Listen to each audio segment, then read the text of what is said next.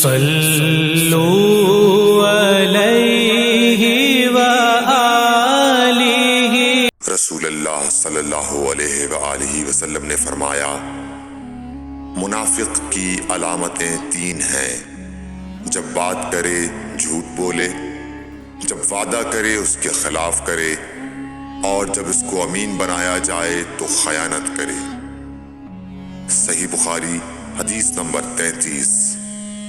رسول اللہ صلی اللہ علیہ وسلم نے فرمایا کہ 4 عادتیں جس کسی میں ہوں تو وہ خالص منافق ہے، اور جس کسی میں ان 4 میں سے ایک عادت ہو تو وہ بھی نفاق ہی ہے جب تک اسے نہ چھوڑ دے۔